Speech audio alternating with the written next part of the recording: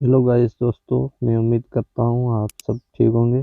यहाँ पे बताने वाला हूँ ई मित्रा से किस तरह से आप जन्म प्रमाण पत्र के लिए अप्लाई कर सकते हैं। तो इसमें आप कैसे अप्लाई करेंगे, तो यहाँ पे आप यूटिलिटी में आने के बाद यहाँ पे DES लिखेंगे। जैसे तो यहाँ पे आपकी जो भी जन्म पंजीकरण और merit certificate, death certificate same ही साइट है, तो यहाँ पे आपको सारी साइटें दिखाई देती हैं। उसके बाद यहाँ पे जन्म प्रमाण पत्र बनाने वाला हूँ पर इस पर क्लिक करेंगे तो यहाँ पे आपको जन्म डेट भरनी होती है। यहाँ पे जन्म डेट भरने के बाद जो नीचे दिखाई दे रहे हैं लिंक, मतलब पुरुष या मेल फीमेल को सेलेक्ट करना होता है। मेल फीमेल सेलेक्ट करने के बाद यहाँ पे जो भी आप जन्म डेट अगर 21 दिन के अंदर बना रहे हैं तो उसमें दर्ज होगी।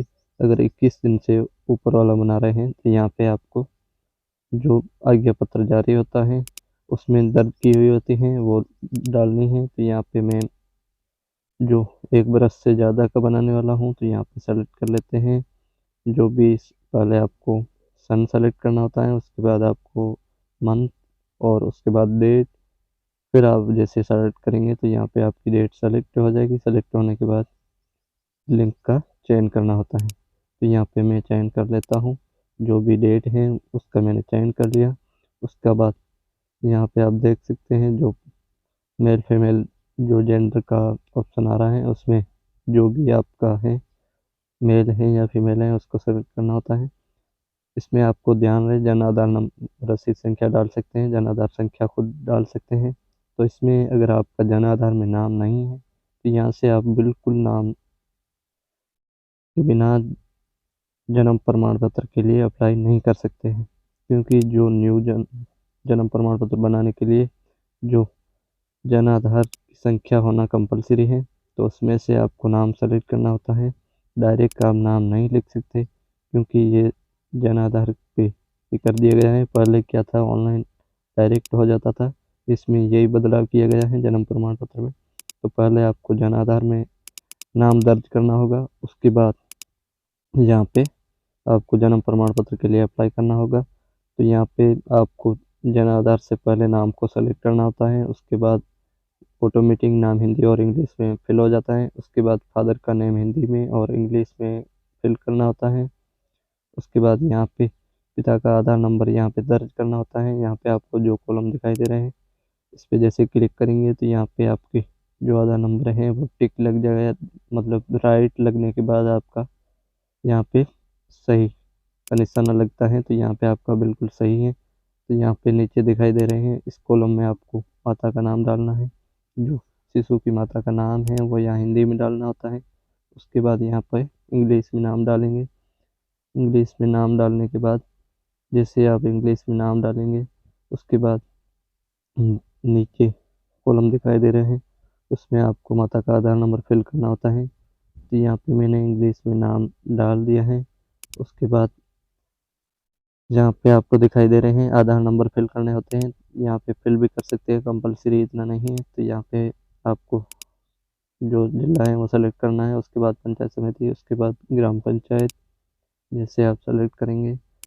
उसके बाद आपको ग्राम सेलेक्ट करना होता है, जो भी ग्राम लगता है। उसके बाद यहाँ पे ऑटोमेटिक एड्रेस आ जाता है जन आधार के जरिए। तो यहाँ पे आपको पिन कोड डालना होता है। जैसे पिन कोड डालेंगे जो नीचे दिखाई दे रही है माता पिता का जो समान स्थान है, तो यहाँ पे अगर आपका अलग स्थान है तो यहाँ पे नहीं पे क्लिक करेंगे। उसके बाद आपको अलग से भरना होगा। अगर सेम एड्रेस है तो यहाँ पे हाँ पे क्लिक करने के बाद यहाँ से सारा एड्रेस आपका आ जाएगा। उसके बाद आप देख सकते हैं जो जन्म स्थान है वो हिंदी में डालना होता है। उसके बाद जो जिससे आप गैर संस्थागत करेंगे तो उसके बाद ये आपको हिंदी और इंग्लिश दोनों में एड्रेस फिल करना होता है। उसके बीच में आपको जो पता एड्रेस दिखाई दे रहा है इंग्लिश वाला, उसके आगे आपको दिखाई दे रहे हैं कॉलम में जो सूचना देने वाला है उसका आधार नंबर भरना होता है। और इतला देने वाले आवेदक का नाम आप भर सकते हैं। इतला देने वाला मतलब यही होता है कि आप जिस भी आज्ञा प्रमाण पत्र जारी हुआ है तो वो ही आपका आवेदक होता है। तो उसको आप उसका नाम यहाँ पे आप फिल करेंगे। उसके बाद उसका एड्रेस सेम ही भर देंगे तो यहाँ से आपका बिल्कुल हो जाए। यहाँ उसके बाद आपको धर्म को सेलेक्ट करना होता है। यहाँ पे धर्म को सेलेक्ट करेंगे तो थोड़ा सा लोडिंग लेने के बाद जो डिटेल है वो ऑटोमेटिक रुक जाएगी। उसके बाद आपको कैटेगरी चुननी है जो शिक्षा के अनुसार। उसके बाद आप ये काम क्या करता है उसके बारे में चुनना है। उसके बाद आपको विवाह के समय माता की आयु चुननी है। उसके बाद आपको शिशु की माता की पूर्ण वर्षों में आयु चुननी है। यहाँ पे आप आयु चुनेंगे। जो भी आयु है वो चुनने के बाद यहाँ पे आपको शिशु कितने हैं वो यहाँ पे दर्ज करने होते हैं। उसके बाद परंपरागत कर देते हैं। यहाँ पे प्राकृतिक पे क्लिक करेंगे तो यहाँ पे जो इस तरह से आप फिल करेंगे। फिल करने के बाद यहाँ से आपको जो कार्यालय मजिस्ट्रेट पे क्लिक करेंगे। उसके बाद यहाँ पे आपको आईडी प्रूफ अपलोड करना होता है। जो भी आधार कार्ड आपने स्कैन किया है वो यहाँ से अपलोड करेंगे। जैसे अपलोड पे क्लिक करेंगे तो यहाँ से आपका आधार सक्सेसफुल अपलोड हो जाएगा। अपलोड होने के बाद यहाँ पे वापस जाए पे क्लिक करेंगे। जैसे क्लिक करेंगे तो यहाँ से आपका दस्तावेज आईडी प्रूफ अपलोड हो जाएगा। उसके बाद जो भी आज्ञा प्रमाण पत्र जारी हुआ है वो यहाँ से आप शपथ पत्र अपलोड करेंगे। तो यहाँ इस पर क्लिक करने के बाद आपको जैसे ही फाइल खुलेगी तो यहाँ पे आपको शपथ पत्र फिर से अपलोड करना होता है। यहाँ पे आप देख सकते हैं थोड़ा सा लोडिंग ले रहा है। जैसे अगर आपका नेट फास्ट होगा तो बिल्कुल फास्ट चलेगा। तो यहाँ पे आप देख सकते हैं खुल चुकी है। यहाँ पे मैं शपथ पत्र को सेलेक्ट कर लेता हूँ। उसके बाद ओपन पे क्लिक करेंगे। अपलोड पे फिर से क्लिक कर लेते हैं। जैसे क्लिक करेंगे उसके बाद आपके अगर नेट फास्ट होगा तो यहाँ से आपका बिल्कुल फास्ट अपलोड हो जाएगा। तो यहाँ पे अपलोड होने के बाद वापस यहाँ पे क्लिक करेंगे। 100 KB के अंदर ही होना चाहिए तो यहाँ से आपको आसानी से अपलोड हो जाएगा। तो यहाँ पे वापस यहाँ पे क्लिक करेंगे तो यहाँ पे अपलोड हो चुका है, आप देख सकते हैं। इस तरह से आप बिल्कुल आसानी से जन्म प्रमाण पत्र में डॉक्यूमेंट अपलोड करेंगे। 100 KB के अंदर होना चाहिए ताकि आपको कोई दिक्कत नहीं होगी, जल्द से जल्द अपलोड हो जाएगा। तो यहाँ पे आप देख सकते हैं अपलोड हो चुका है। अपलोड होने के बाद यहाँ से एक बार फिर से आप डिटेल चेक करेंगे। अगर किसी भी एड्रेस में या किसी भी कमी में गलती है तो यहाँ से आप बिल्कुल सुधार सकते हैं। तो यहाँ पे आप देख सकते हैं मैंने सारी डिटेल एक बार भर दिया है। तो यहाँ से आप सबमिट करेंगे जो धर्म है यहाँ पे इसको सेलेक्ट कर लें देख के। तो यहाँ से जो भी आयु है और जो पूर्ण वर्षों में आयु है वो भरेंगे। प्राकृतिक यहाँ पे जो सप्ताह है वो डालेंगे। उसके बाद आईडी प्रूफ अपलोड करेंगे, शपथ पत्र अपलोड करेंगे।